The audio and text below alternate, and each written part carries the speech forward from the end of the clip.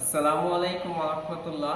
প্রিয় ভিউয়ার্স, সবাইকে আমার ইউটিউব চ্যানেলে স্বাগতম।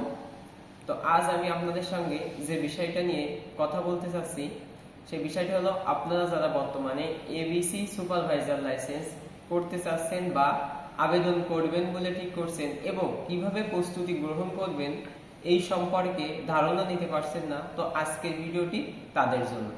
আমি মূলত আজকের এই ভিডিওটিতে আমার এবিসি সুপারভাইজার লাইসেন্সের দেওয়ার ভাইবা অভিজ্ঞতা আপনাদের সঙ্গে শেয়ার করব। তো এই ভিডিওটি দেখার মাধ্যমে আপনারা মোটামুটি একটা ধারণা পেতে পারেন যে ভাইবা বোর্ডে আসলে কি ধরনের প্রশ্ন করে এবং আমাকে কিভাবে প্রস্তুতি গ্রহণ করতে হবে। তো আমার ভাইবাটা যেভাবে হয়েছিল আমি চাচ্ছি এখানে ঠিক সেইভাবে আপনাদের সামনে উপস্থাপন করার জন্য। তো আমার ভাইবাটা যেদিন ছিল, আমার রোল ছিল 205। তো আমি যথারীতি সিরিয়াল দিয়ে বসে আছি এবং সিগনেচার করলাম এবং আমার সব পেপারসগুলো ওখানে যিনি ছিল তিনি চেক করে আমার কাছে দিয়ে রাখলো এবং আমি সিরিয়ালে বসে আছি। তো যখন আমার সিরিয়াল আসলো আমি রুমের ভিতর প্রবেশ করলাম এবং আমার যে টেবিলে ভাইবা ছিল ওখানে দুইজন স্যার ছিল। তো আমি তাদেরকে সালাম দিলাম এবং দাঁড়িয়েছিলাম। তো স্যার বললো বসেন, এরপর আমি বসলাম। তো যেহেতু দুইজন স্যার ছিল, একজন স্যার বললো আপনার পেপারসগুলো দেন। তো আমি ওই স্যারের কাছে আমার সব পেপারসগুলো দিলাম এবং অন্য একজন স্যার যিনি ল্যাপটপে বসেছিল উনি বললেন যে আমার মায়ের নাম কি। তো আমি প্রথমে আমার মায়ের নামটা বললাম, এরপরে বললো আমার নামটা কিছুটা অংশ বললো, আমি আমার পুরো নামটাই বললাম। তো এরপরে দ্বিতীয় যে স্যার ছিল যিনি আমার পেপারসগুলো নিয়েছিলেন উনি বললো যে বাসা কোথায়। তো আমি বললাম আমার বাসা যশোরে। তো বললো লেখাপড়া কোথায় করছেন। তো আমি বললাম যে আমি ডিপ্লোমা পাস করছি এবং বিএসসি ইঞ্জিনিয়ারিং কমপ্লিট করছি। তো বললো ঠিক আছে, অ্যাকশন। তো আমি সবকিছু বললাম। তো এরপরে প্রথম যে স্যার ছিল উনি আমাকে বললেন যে এখানে যে মাল্টিপ্লায়ার আছে এই মাল্টিপ্লায়ারের সাপ্লাই ভোল্টেজ কত বলতে পারবেন। তাই বললাম জি স্যার 220 ভোল্ট।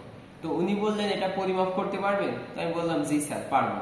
তো উনি বললো দেখেন তো এখান থেকে কি মিটার লাগবে আপনার পরিমাপ করতে গেলে। তো আমি প্রথমে দেখলাম যে আসলে ওখানে মাল্টিমিটার ছিল কিনা, কিন্তু দেখলাম ওখানে মাল্টিমিটার নেই।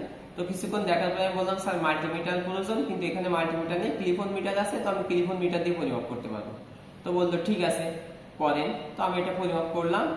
তো ওরপরে উনি দেখলেন, বললেন ঠিক আছে বসেন। এরপরে দ্বিতীয় যে স্যার ছিল উনি বললেন যে এখানে টেবিলে রাখা যে মালামাল আছে প্রত্যেকটার নাম এবং কাজ বলা শুরু করেন।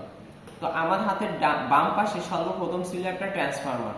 তো আমি বললাম যে এটা ট্রান্সফরমার, এটার সংজ্ঞা এই, এটার কাজ এই এবং এটার প্রতিটা অংশের গঠন আমি আস্তে আস্তে বলা শুরু করলাম এবং প্রত্যেকটা অংশের কাজ কি আমি বলা শুরু করলাম। তো কিছুক্ষণ পর 4-5টা বলার পরে স্যার বললো ঠিক আছে থামেন। এরপরে উনি আমাকে বললেন যে টেবিলের উপরে কি কি মালামাল আছে সেখান থেকে বলা শুরু করেন। তো প্রথমে টেবিলের উপর যে মালামালগুলো ছিল আমি যতগুলো বলছিলাম ততগুলোর নাম বলছি।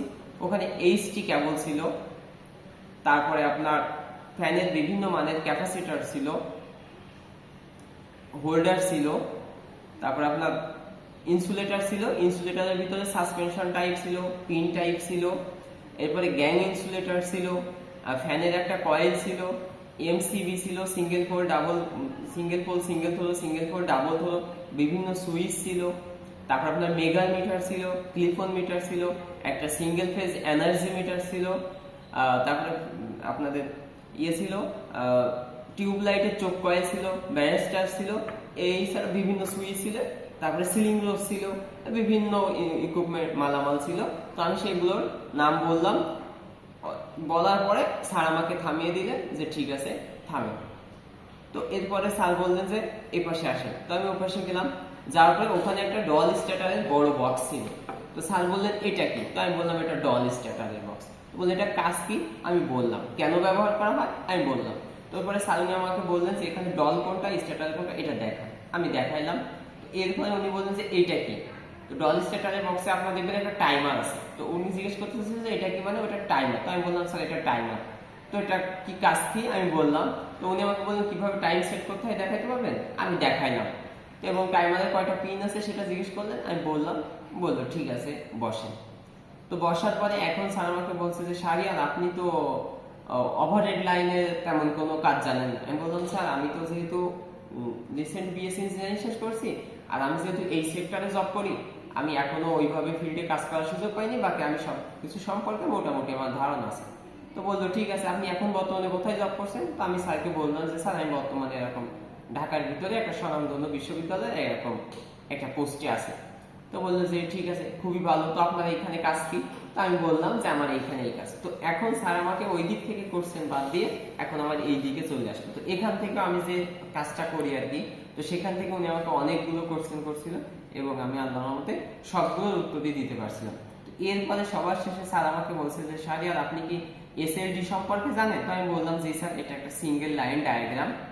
তো এটা বুঝাইলাম আর একটু দু একটা কথা বলে এই সম্পর্কে। তো এরপরে স্যার বললেন আপনি কি এটা আঁকাইতে পারবেন? আমি বললাম জি স্যার, অবশ্যই আঁকাইতে পারবো। তো বললো ঠিক আছে আঁকান। তো স্যার আমাকে খাতা এবং কলম দিলেন।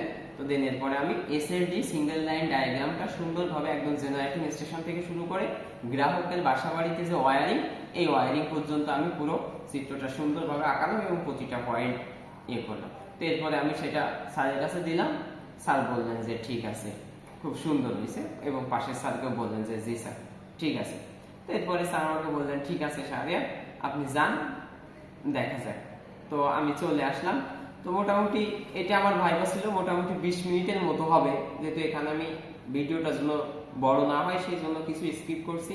তো মোটামুটি এইগুলাই ছিল বেসিকই আমার কাছে যেগুলো জিজ্ঞাসা করছিল।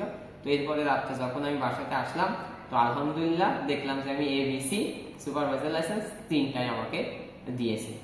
তো আমি আশা করি যে এই ভিডিওটির মাধ্যমে আপনাদের সবারই অনেক উপকার হবে, এবং আমি পরবর্তী ভিডিওতে যদি পারি কখনো, তাহলে এই যে সিলেবাস আছে বা কোনটা এর জন্য আপনি কোনগুলো পড়বেন, বির জন্য কোনগুলো পড়বেন, সির জন্য কোনগুলো পড়বেন, এগুলো ইনশাআল্লাহ দেওয়ার চেষ্টা করব। আর যদি আপনার এই ভিডিওটির মাধ্যমে উপকৃত হয় তবে অবশ্যই আমার ত্রিপলি নলেজ SJS ইউটিউব চ্যানেলটিকে সাবস্ক্রাইব করবেন, এবং আপনাদের কোনো মতামত থাকলে সেটা অবশ্যই কমেন্টে জানাবেন। আর আমার ভাইবাটা ছিল 25 সালের 17 তারিখে মে মাসে। সবাইকে ধন্যবাদ। আসসালামু আলাইকুম ওয়া রাহমাতুল্লাহ।